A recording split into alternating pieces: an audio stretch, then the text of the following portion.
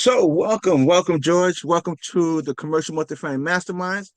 We are a member of the GOB Network of Apartment Investors. Listen, everyone, I have someone here today. I worked with him. We want he was the key principal, the key operator for the Augusta deal, and so I worked with him during that time.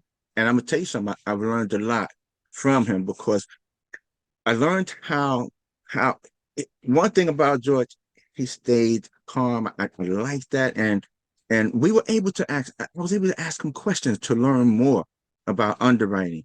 So I'm going to tell you, he played a big part in my underwriting, where to where I am now, and I have improved a great deal. So so with let me just I'm going to read his bio, and listen, everyone, this is fantastic. So he is a full-time investor, a full-time real estate investor with over 16 years of experience. He serves as the CEO of Elevate Commercial Investment Group.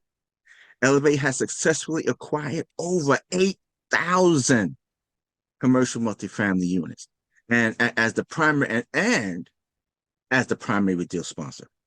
George has also George also holds the position of CEO at JNT Construction, specializing in aiding multifamily investors with due diligence and comprehensive renovations.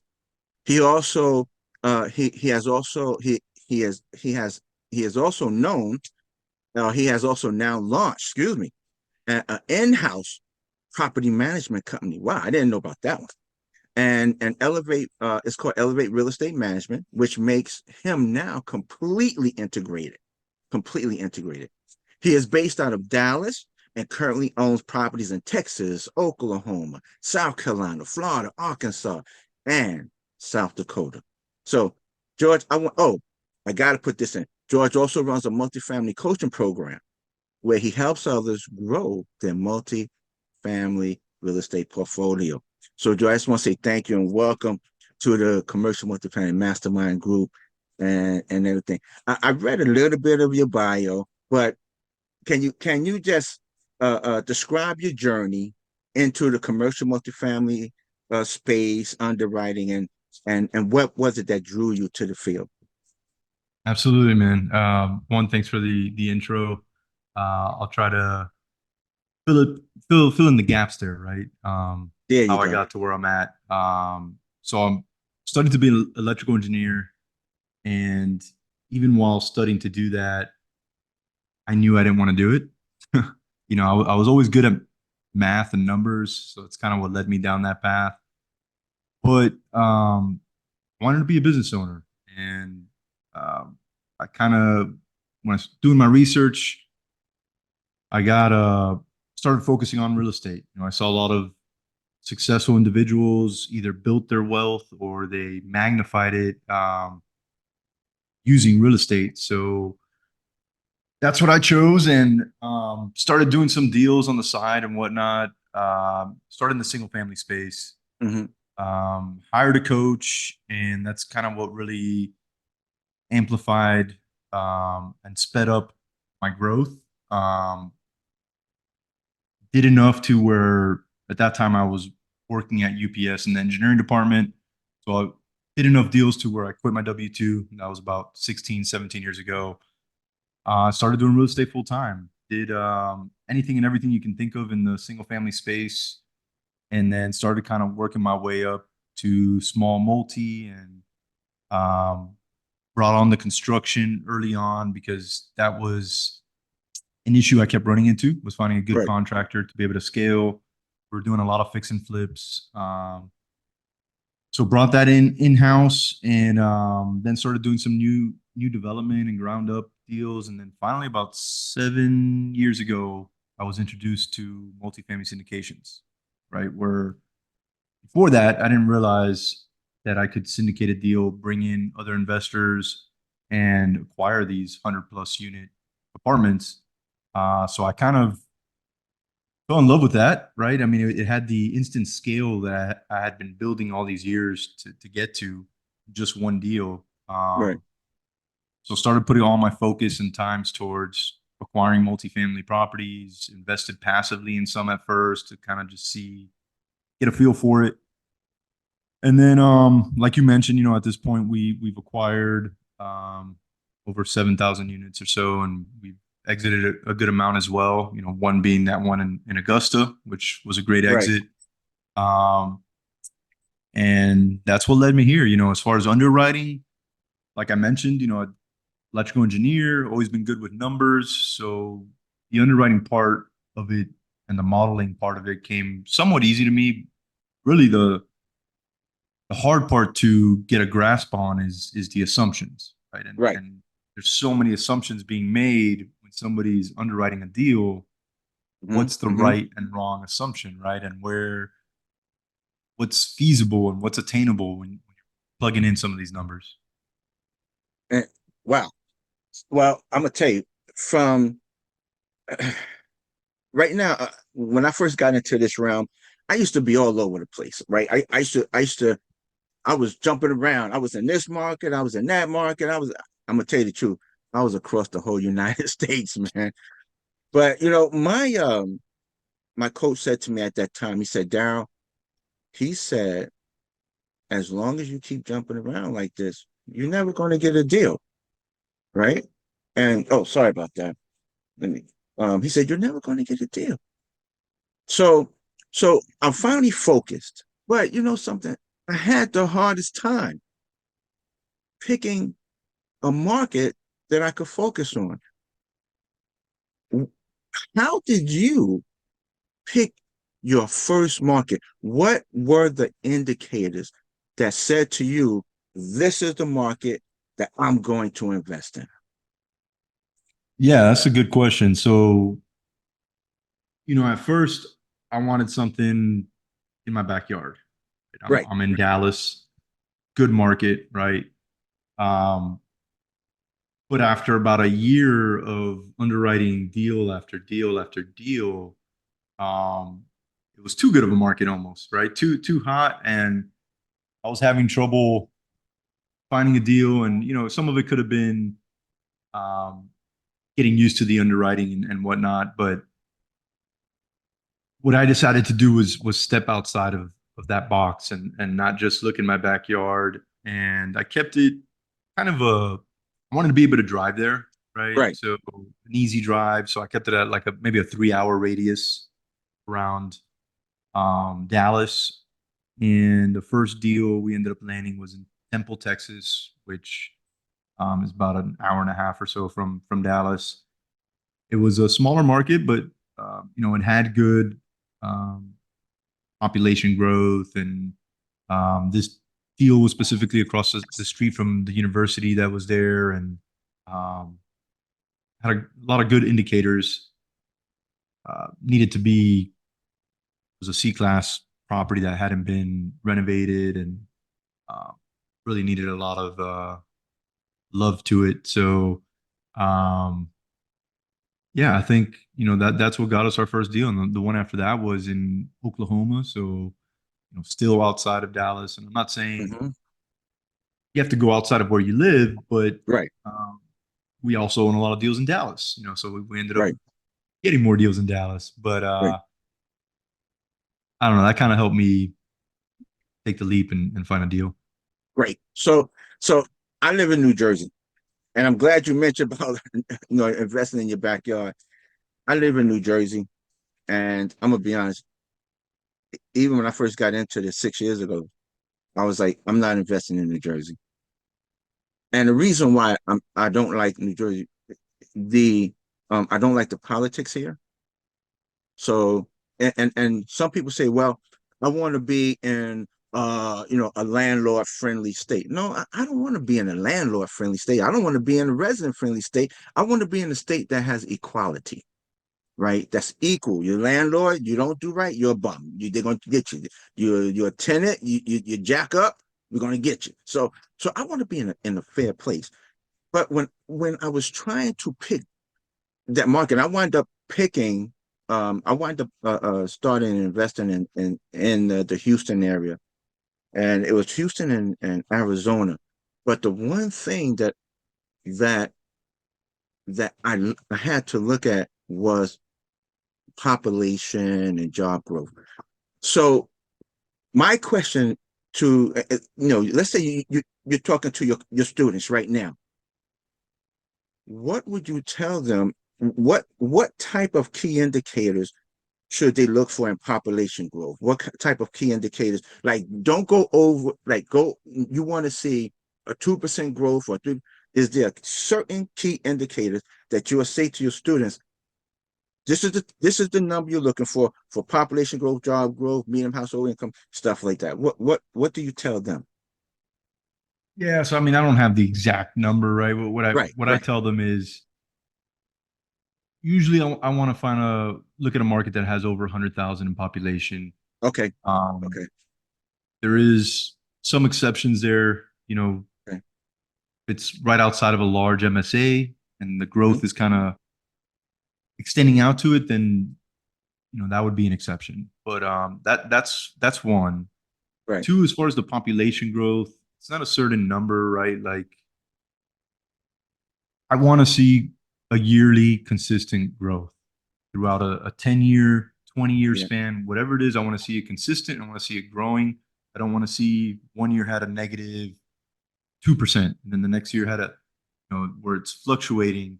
right, So if you got that consistent growth year over year, call it, somewhere from 0.5 to, anything over 2% is going to be pretty crazy on a yearly right, basis. But and then what's driving that growth too, right? You want to take it to the next level and then go look at the job growth. right, What's driving all this population there, and is there jobs that are going to um, be there available for that population? Usually the two go hand in hand, but right. I want to take it a step further and see what that is. What is the actual growth? What is the different industries that have the job growth?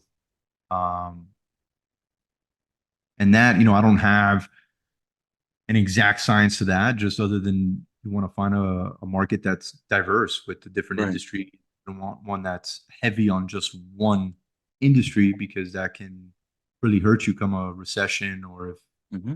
I Hmm. think we all learned a little bit from COVID and Oh yeah. Oh yeah. You're right about that. COVID played a big part in the real estate game itself, whether if it was commercial or residential. So you're absolutely correct. So you focus on what, BC class properties, or are you also looking at now A and stuff like that? yeah, I mean we're mainly doing A class now. Actually, Okay. couple years ago we started transitioning over. Just the price difference between a C class and an A class, Mhm. that spread had become so thin that um, just started focusing more on A class. Not that we won't do a C class. Right. It's just got to be priced. It's got to be a low basis for me to Gotcha. want to do it. Gotcha. Good. Okay. Okay. So that leads me to this question right here. A class and a B class, C class, we all know they're all different, right? And I'm sure everyone that's watching this, when it's posted, they know A is different than a B, B different than a C. When you're looking at your A, B, C's, the A, B, and C class properties, I know there must be a strategy to that A, B, C.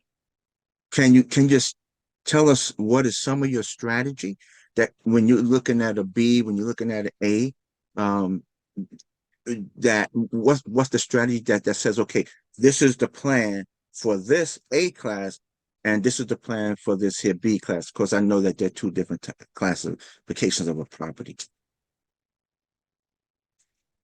Yeah, let me try to. I think I know what you're getting at there. So, look on a C class, you're usually going to have a hefty capex budget, right? You're Mhm. gonna have to come in. You're gonna have to take care of deferred maintenance. Mhm. Um, Likely upgrade a good amount of the units, and you got to. So the value's got to be enough, right? The value that you're adding by doing all that, you're Right, also adding more risk to the deal by having to do all that. Um, so you want to make sure that your return is high enough to outweigh that risk when you're looking at a C class. And then when you're looking at let's go to a B class, right? Now your deferred maintenance is most likely going to be less, right? It is still an older property. You may have to replace some roofs, you may have to do some stuff, but you shouldn't be dealing with aluminum electrical wiring or cast iron in the plumbing. Hopefully, you don't have boilers and chillers and all that stuff. So, Right. deferred maintenance part of it should be less. And then usually you want to see a good amount of units that haven't been upgraded, right? And that's where most of your stuff is going to be in the interior units when you're doing a B class. Right. You want to make sure that you know how to execute that plan. You know, it's when you're having to renovate a lot of interior units, there's a lot of Hmm. logistics that go along with that, and you got to be able to know how to maneuver through that. Yeah. And then in an A class, so on most of the A classes that we've done, it's very minor interior unit work. It's um, an A class deal that maybe the operator, the developer just hasn't pushed the rents, and there's still a gap there from the market rents. Right. But we don't have to do much to get there. A lot of amenities. So a lot of times we'll freshen up the amenities or we'll add more amenities. So I would say the capex there is more amenity driven and maybe smart unit type driven. Not it shouldn't be major renovations to your interiors, so it's a little Right. easier to handle.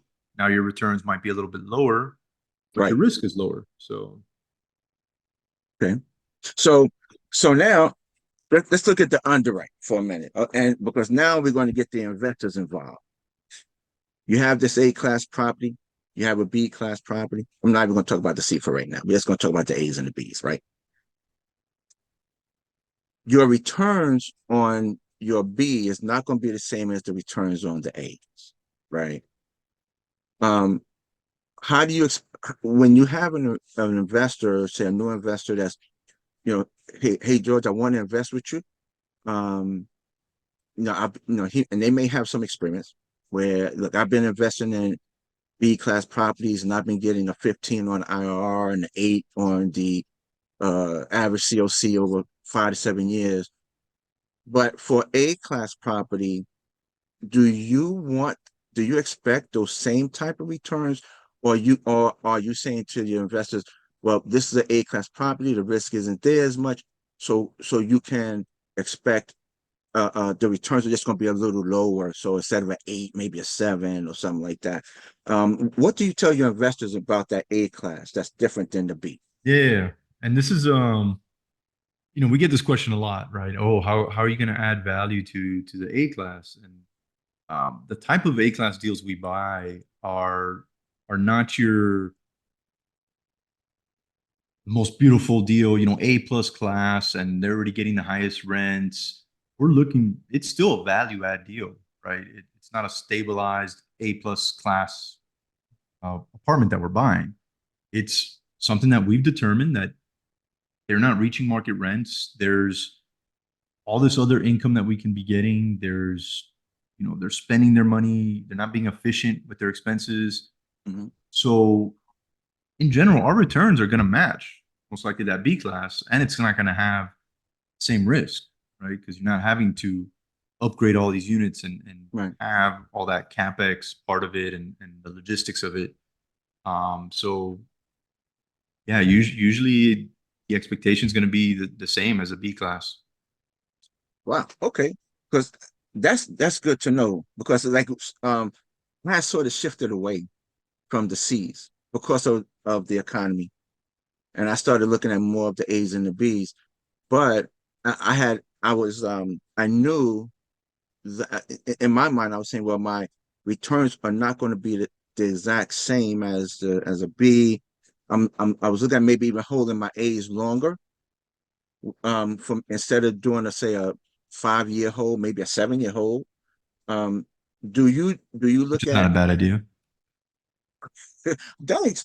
But would you consider going longer, like 10? Absolutely. Longer than 10 No, or doing as up 10. to 10, no more than 10. Got it. Got Doing it. Yeah, we have a few deals that's how we projected it was off of 10-year.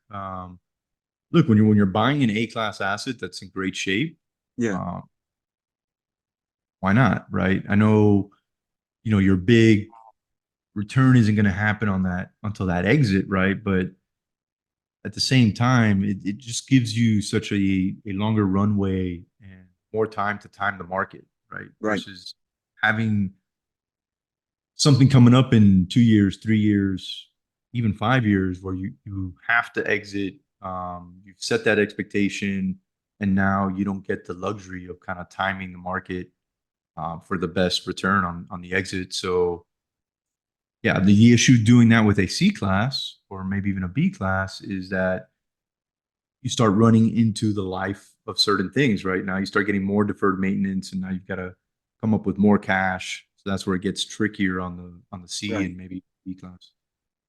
Yeah. And believe me, I understand. Um, we have a deal in Dayton, and it's a 24 unit. I don't know if I wound up having to move down there for 7 months, living in one of the units. Oh Uh, wow. we had to let the property manager go. So we still had to get the renovation done. We still had to lease this place up because our vacancy, man, we started dropping down to 50%. So I said to the team, I said, listen, we all discussed it. I discussed it with my wife. I said, I got to move down there.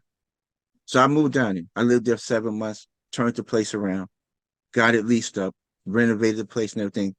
So I definitely, um, the one thing I learned from that, George, and you may say, well, keep an open mind, but the one thing I learned is I don't want no more small units.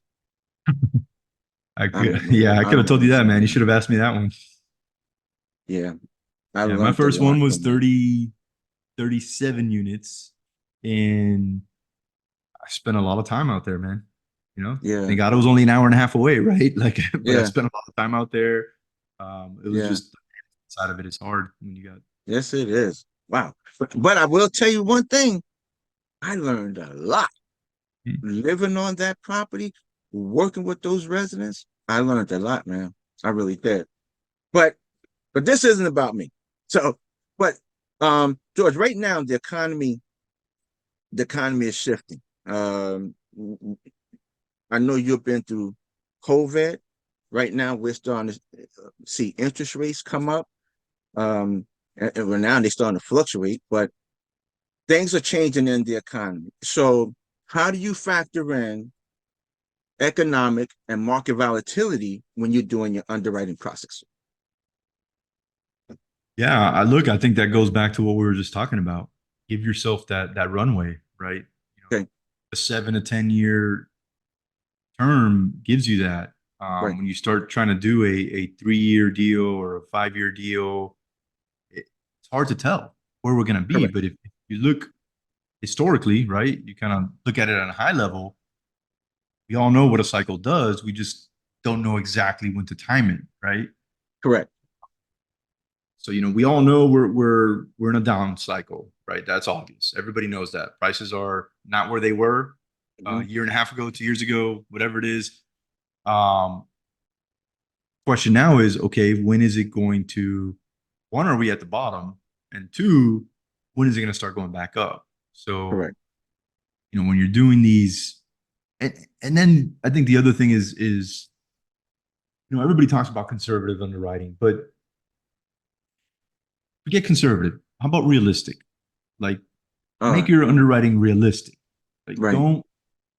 don't tell yourself you're going to renovate all 200 units in 1 year, and you're not going to have higher vacancy, and you're not going to have issues doing that. Like, it's just unrealistic. It's not going to happen. That's absolutely So put in a number that you can do per unit, and that you can run the property comfortable with, and that's going to be your number per month, right? And not try to push that.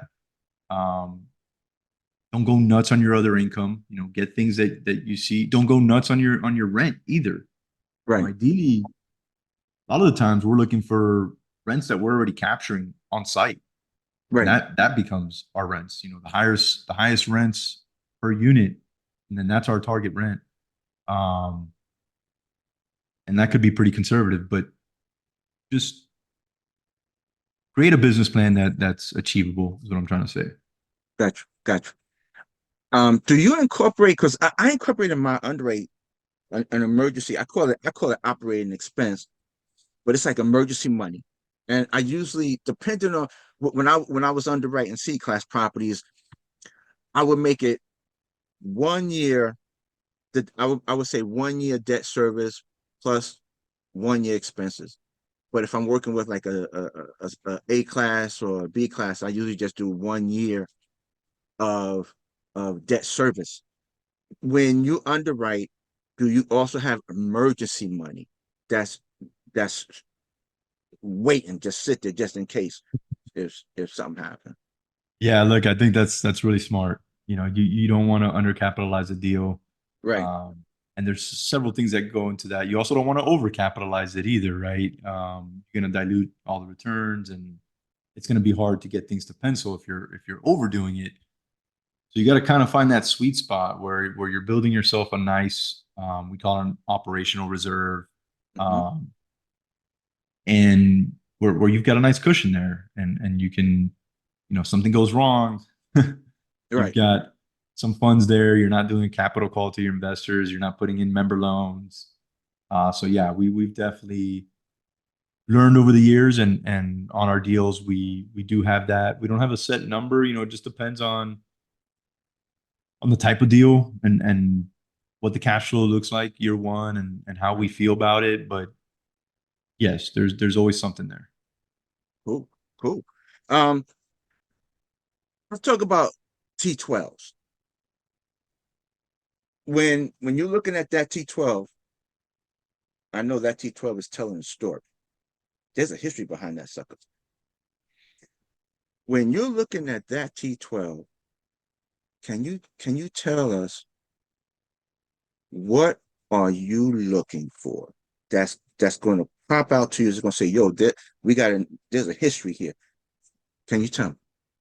Yeah, I mean, the first thing I do is I look for inconsistencies, right? Hmm. So looking month over month, and if I'm seeing 8,000 every month in utilities, and then all of a sudden I see 30,000 or Right. something that's inconsistent with the average. um, I want to know what happened there, and I Right. want to dig further. So that's the first thing I look at. Where are all the inconsistencies, and why?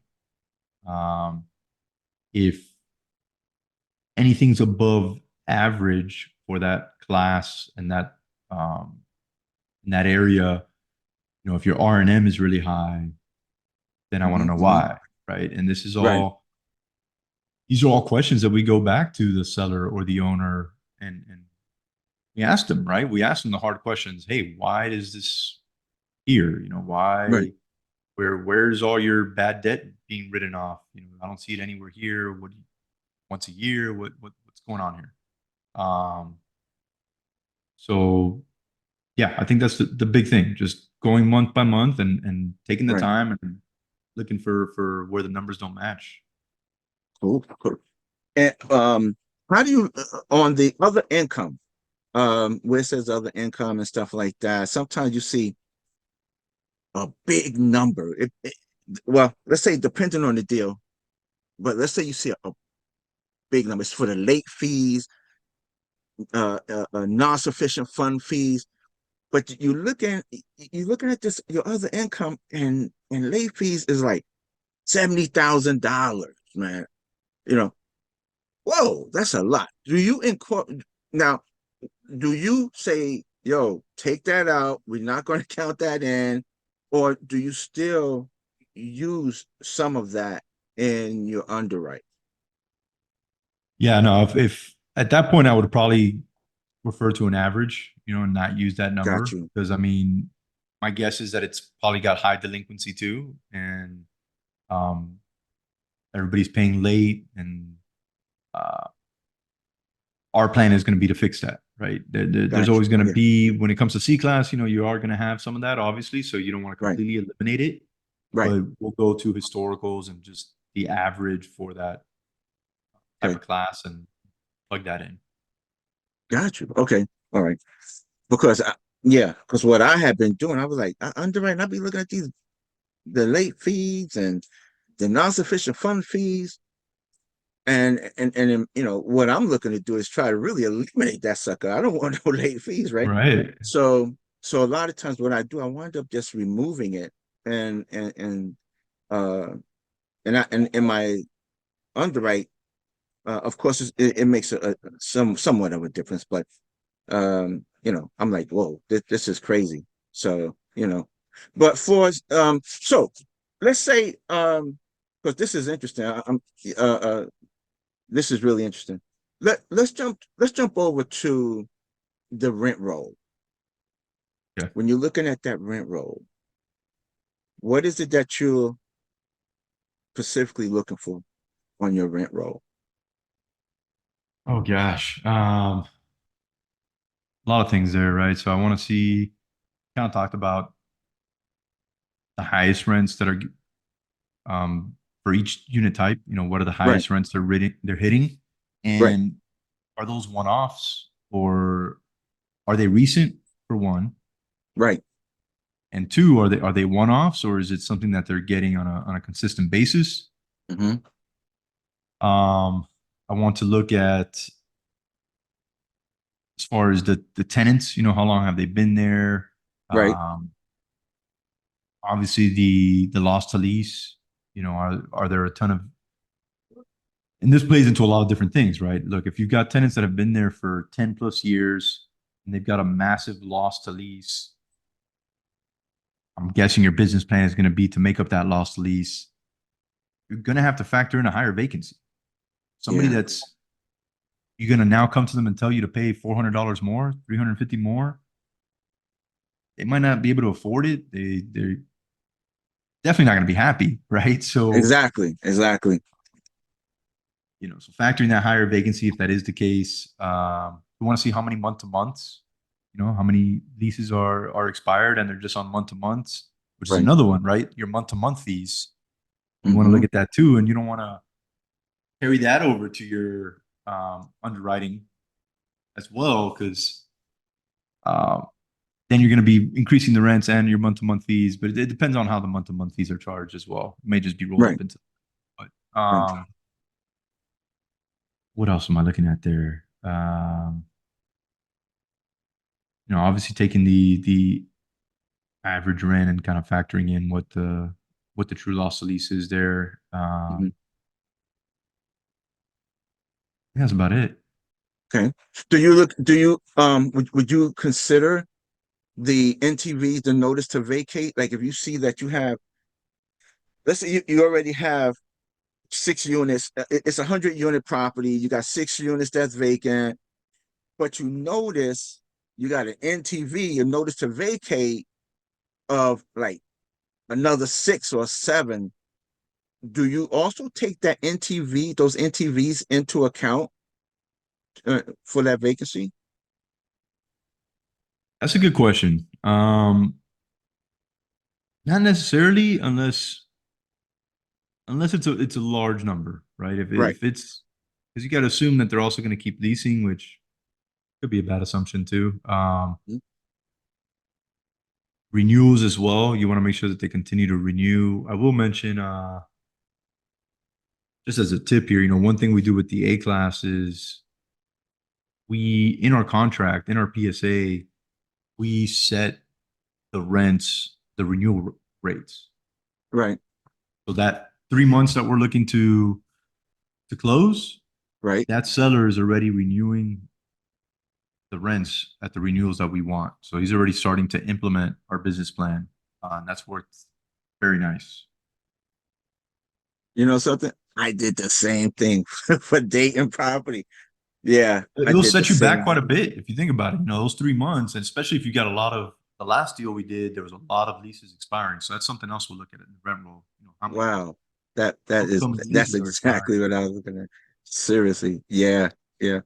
Um, so um we have just 8 more minutes.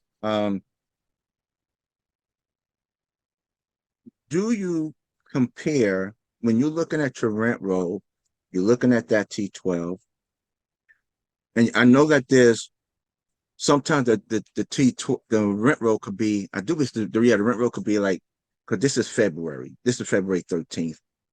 So let's say the rent roll will be January, the T12 is going to be December.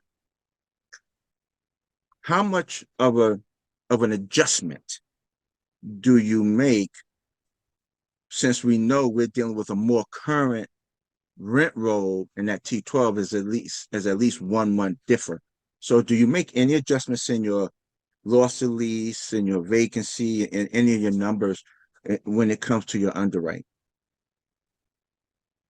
Usually we don't. If it's in a positive trend, which Okay, usually it is, if we're like I said, we're getting them to renew at the rates we want right. and whatnot. Are you talking about the initial underwriting or just as you're working through the deal? Then that the initial underwriting. Okay, so the initial. On the initial, not really, unless it's something drastic that we see, Right. which usually it's not going to be, but um, no, usually Okay. not. But then we do look at it on a monthly basis, especially as we're kind of working through the deal and then Right. obviously heading towards the closing. Um, but that's more to just look at the lease trade outs and just make sure that it's trending positively. Okay. Cool. Cool. Um, when you're working with your students, you underwrote the property. You got in contact with the tax assessor's office, so you know the taxes is. When it comes to, well, now you have your own property management company, so so this is not going to apply. But let's talk about the loan part now. You did your underwrite before you submit that LOI. Do you run your underwriting past your loan officer or loan broker to see what kind of rates you could get, especially depending on the type of deal that you may be. If you're working with a property that just need value add, or you may be working with a property that's need a lot of work and it may have a high vacancy, so that your numbers are as close as possible to maybe what the seller is asking for. Do you run your stuff past your loan officer before submitting the LOI? Um, it depends, right? So I think if our plan is to go with an agency loan and the property is stabilized as far as occupancy and we feel like it's going to get approved with the agency loan, Mhm. not so much. We may just reach out to them quickly to get kind of a feel for where the rates are at. Right. Um, Now, if we're getting a bridge loan, absolutely, because Gotcha. that's constantly changing, especially now in this market in this environment. Right. If for whatever reason, we're doing a redevelopment, a new development, really heavy value add deal, we're going to run that by our lender for sure and get Gotcha. some. Gotcha. All right. The Cool. leverage is going to be a tricky one there, and then also kind of see where the rates are at. Cool. All right. Great. Great. So George, tell everybody about your coaching program. Yeah, so started I don't know a little bit over a year ago and Mhm. kept it pretty small, right? I think it's more hands-on. We meet on a weekly basis. We talk about live deals that we're going through. We talk about just different aspects, raising money, whatever it is. Mhm. Um, but it's a small group, real tight. And the goal is to just really be able to help investors um, either get their first deal or more just begin to scale, right? Right. Um, Most of our students have done a deal or two and then, or at least done maybe some stuff on the single family and understand the multifamily part of it. And they Right. just need that extra push and coaching. Right. Um, but I enjoy it, man. I enjoy it. I wasn't sure at first, if I was going to like it. Right. Um, my goal is definitely to continue to build out our portfolio, but it's nice that I can, kind of bring others along the ride. That's fantastic. That is fantastic. Well, I enjoyed working with you during the time, and I know it was short. It was just for that year. But I'm gonna tell you the It truth. was short because we did good. I know, right? I enjoyed working with you. I really did. And I want to say to you, thank you. Thank you for having me on the team. Thank you for letting me be a part of the team. Thank you for the education that you gave me. Thank you for sharing your knowledge with me. Thank you. I want to say thank you very much for that. Welcome, there. And I really do appreciate that. If anybody want to get in contact with you, how can they do that? Yeah, best ways. I mean, we post a lot of free content and stuff on our website, which is elevatecig.com. And then if you want to go ahead and shoot me an email, it's my first name, George, or Jorge, right? Jorge at elevatecig.com. All right. I'm gonna make sure that's also in the notes. This will be posted on YouTube under the Commercial Multifamily Mastermind banner and our logo. And I just want to say thank you, George, for really joining me for this conversation. I hope that everyone that views this learns something because the GOB is about education. Our platform is an educationally based platform to help investors get into their deals and to help them through their deals. So I want to say thank you again for coming and thank you for being here. And listen, everyone, be prepared for the next. Remember, we still meet every Tuesday, the first and the third. I said every Tuesday, I caught it. The first and the third Tuesday at 11 o'clock Eastern Standard Time. So hopefully I'll see y'all there. And on the off Tuesdays, I'm bringing some more guest speakers. So hang in there for me. So thank you very much. Be there with me, and I'll see Thank you, y'all there. later. Okay. Don't